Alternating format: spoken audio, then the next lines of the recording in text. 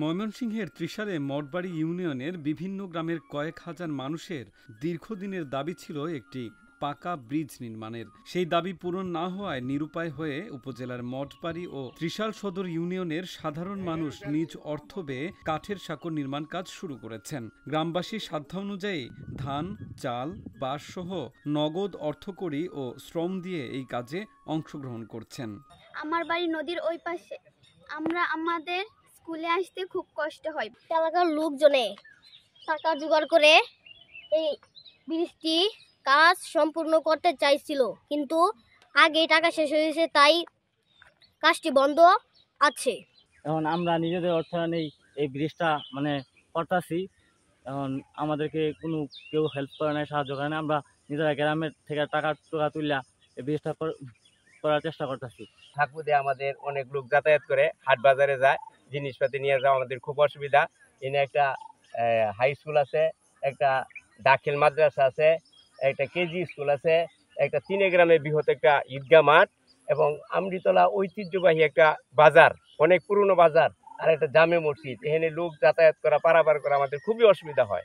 খোঁজ নিয়ে জানা যায় ইউনিয়নের অলহরি, ইজারাবন্দ, জয়দা ও পার্শ্ববর্তী উপজেলার দুরদুরিয়া গ্রামের বাসিন্দারা দীর্ঘ সময় ধরে আমলিতলার বাঁশের সাঁকো ব্যবহার করছেন। উপজেলা সদর ও পার্শ্ববর্তী বিভিন্ন স্কুল, কলেজ, মাদ্রাসায় যাতায়াতেরও একমাত্র ভরসা এই সাঁকোটি। এছাড়া ভারী বস্তু ও পণ্য পরিবহনে কয়েক কিলোমিটার ঘুরে অতিরিক্ত অর্থ ব্যয় করে সেগুলো আনা নেওয়া করতেন এই সাঁকোর মাধ্যমেই। শেষ পর্যন্ত উপায়ন্তর না পেয়ে গ্রামবাসী প্রায় 4 লাখ টাকা ব্যয়ে একটি কাঠের সাঁকো নির্মাণের উদ্যোগ নিয়েছে।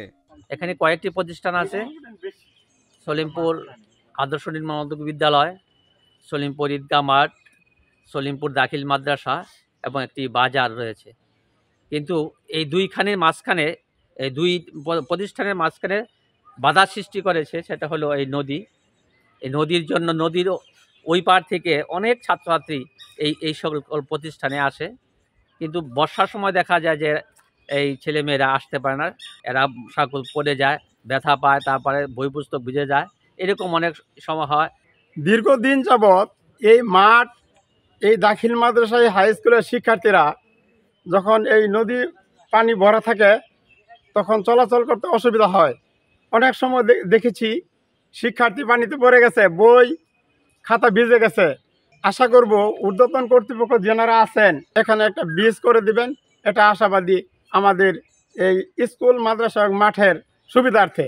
সাঁকোটি নির্মাণ হলে এলাকাটির কয়েক হাজার বাসিন্দার চলাচল সহজ এবং নিরাপদ হবে। এলাকার সকলের সহায়তায় কাজ শুরু হয়েছে, তবে তাদের প্রত্যাশা এলাকার মানুষের দীর্ঘদিনের প্রাণের দাবি পূরণে এগিয়ে আসবে সরকার প্রশাসন। অনেক সময় দেখা যায় বর্ষাকালে পারাবারের সময় ছোট ছাত্র যারা এরা অনেক সময় পানিতে পড়ে যায়, যার জন্য আমরা চিন্তা ভাবনা করে এলাকাবাসীকে নিয়ে, আমরা এলাকার মানুষকে নিয়ে উদ্যোগ নিয়েছি যাতে আপাতত একটি কাঠের ব্রিজ হয়।